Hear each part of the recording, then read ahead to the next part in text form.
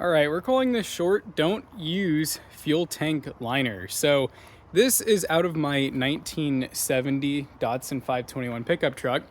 And let me show you guys why I say not to use it. So I'm normally not the one to make, kind of like more bashing or like, hey, don't do these videos.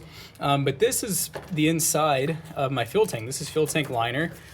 We have both really thick, we have really thin parts, because I know what you're thinking, maybe, you put it on too thick. Yeah, I thought that too. But basically, I did this like over a year ago. It was a little over a year ago. The fuel tank was not leaking or anything, but when I got the truck, it was all clogged.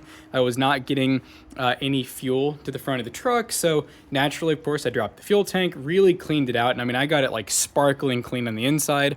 I bought a pretty high end, I don't even remember the brand. I want to say it was like that POR, whatever it is. I know I've also used Red Coat before in the past, but this stuff was like even more expensive. I bought the full kit that came with like the cleaning solution, did all the instructions it said, and those chunks are what I pulled out of the fuel tank. And it's hard to see like on the bottom, like you can see a little chunk missing there.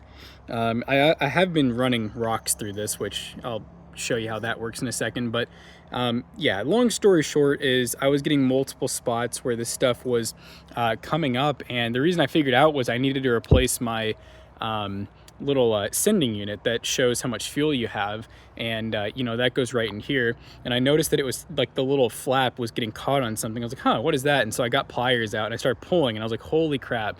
And I just started pulling chunks and chunks of it out, and I was hoping I didn't have to drop the tank. But once I kind of looked in there with the borescope, I could see like up top, basically the whole entire top half pretty much was like bubbling and coming apart. I don't know why. The bottom seemed much more intact, but there were certain parts that were starting to bubble. So nonetheless, the fuel tank had to come out again.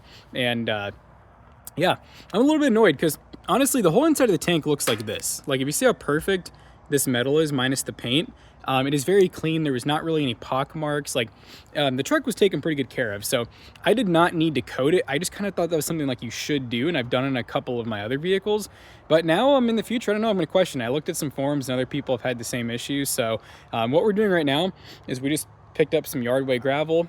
We have some paint thinner in there because that's really all I could think of, and we're basically strapped in. I strapped the inside because you can't use the outside of a cement mixer. That's what this is, a cement mixer. And then you just run it like that. You can hear I'm about out of gravel. I need to put some more in there because it's kind of been falling out as I go, but I'm probably gonna have to do this for hours, keep kind of adjusting it, and just hope I can get all of this gunk out. So yeah, just maybe think twice before using it and make sure you actually need to use it if you do.